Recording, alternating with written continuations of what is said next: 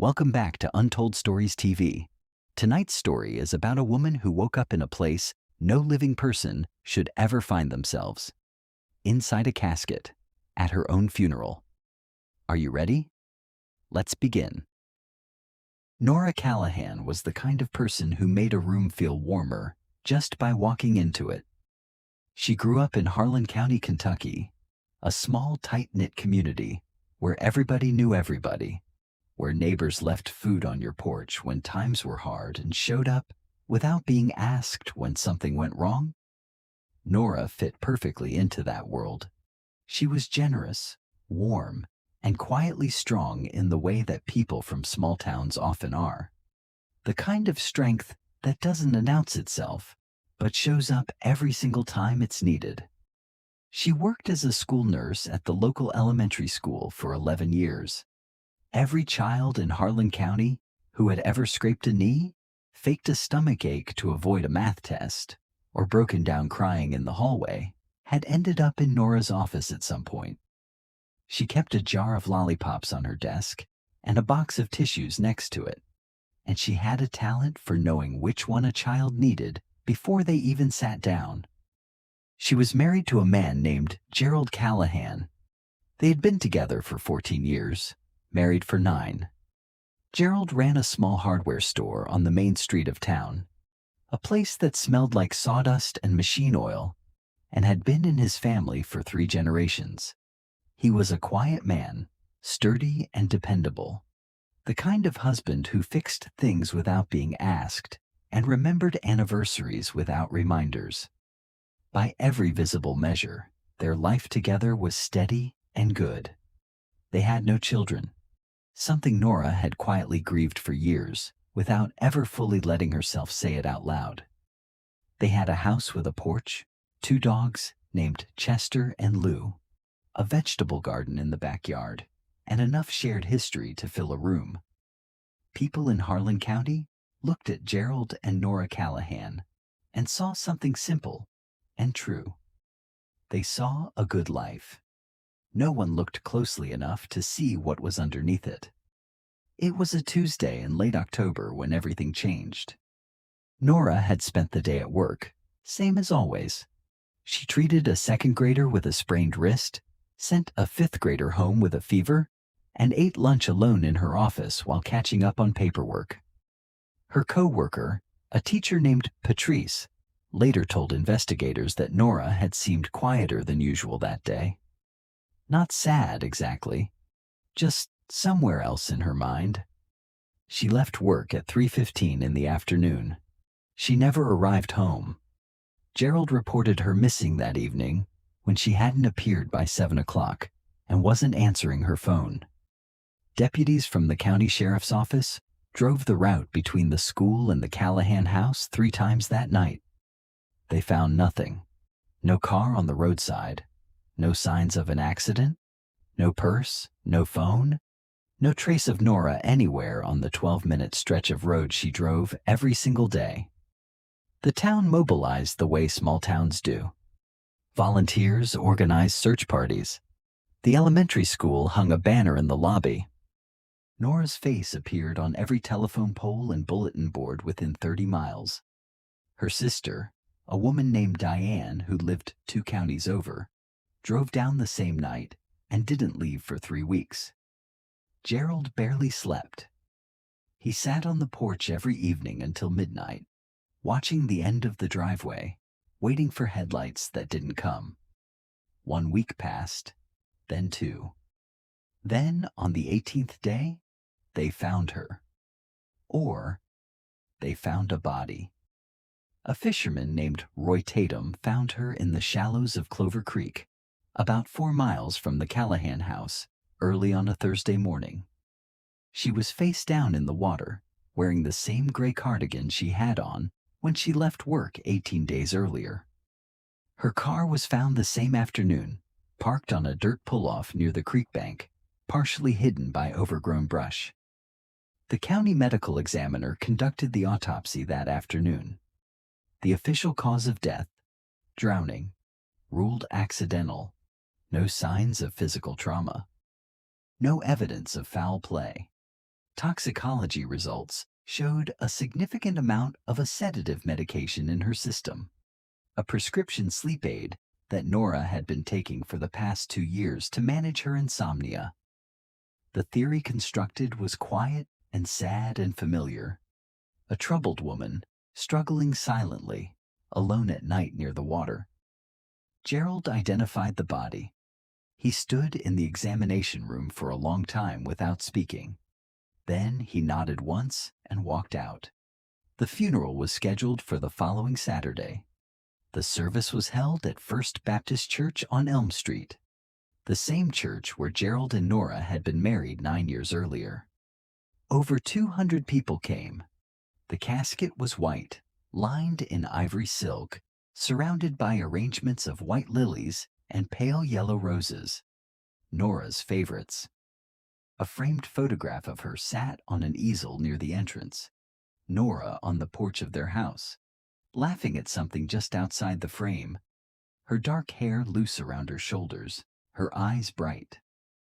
Gerald sat in the front pew, flanked by Nora's sister Diane on one side and his own mother on the other. The pastor spoke for 20 minutes.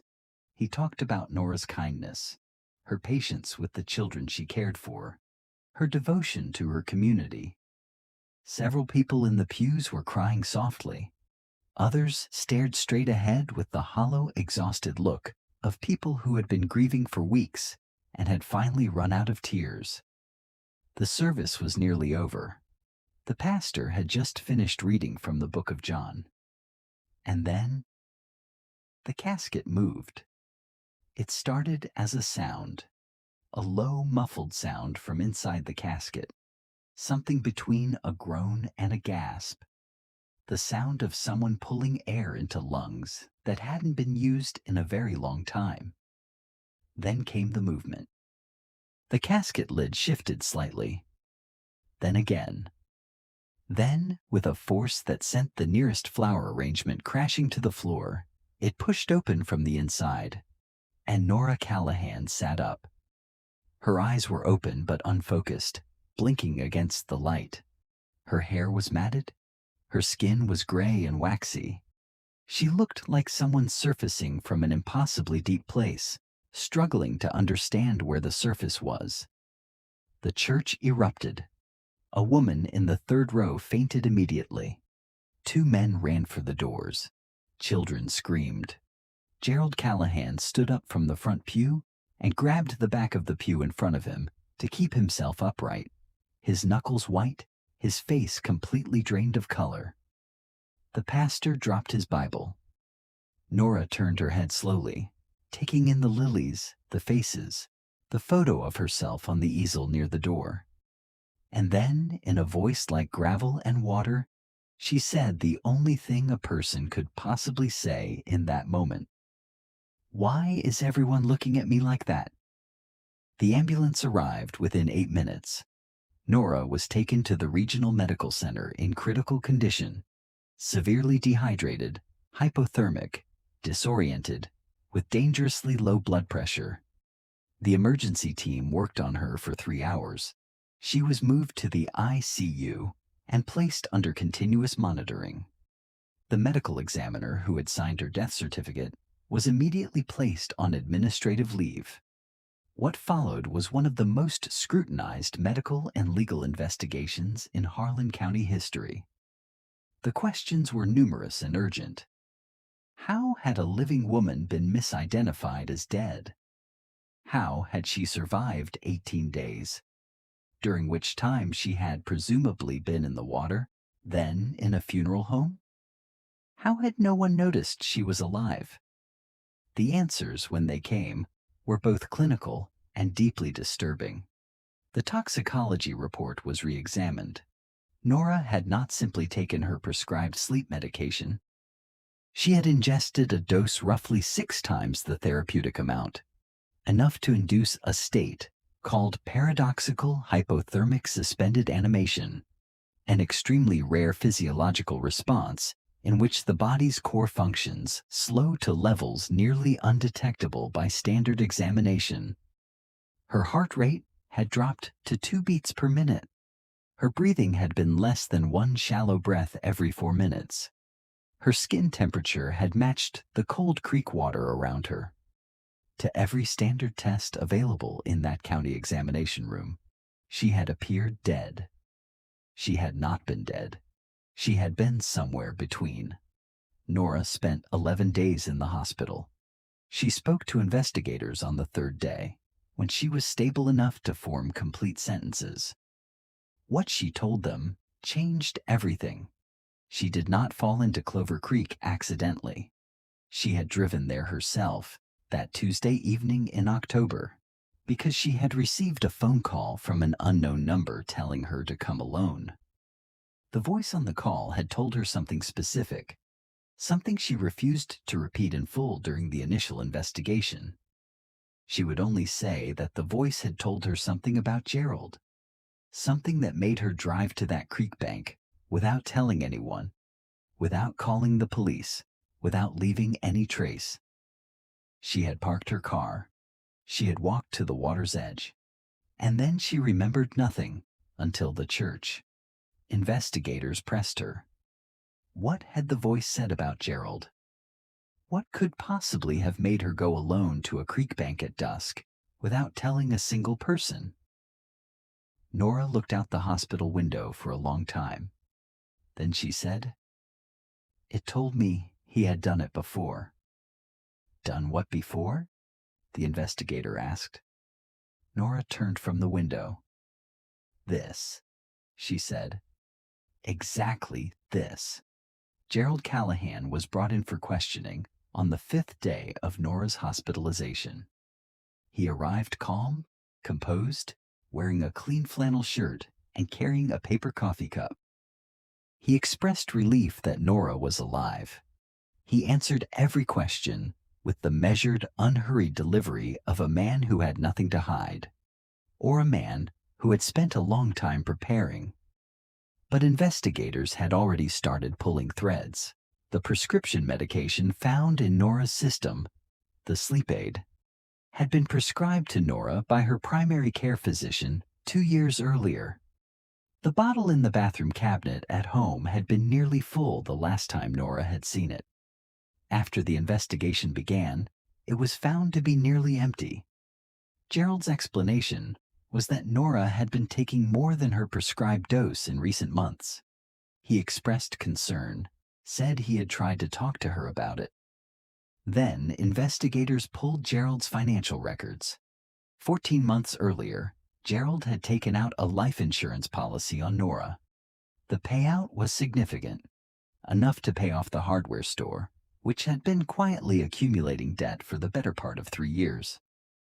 Then they found the second phone, a prepaid cell phone, purchased with cash at a gas station 40 miles away, registered to no one, was found in a locked toolbox in the back of Gerald's truck.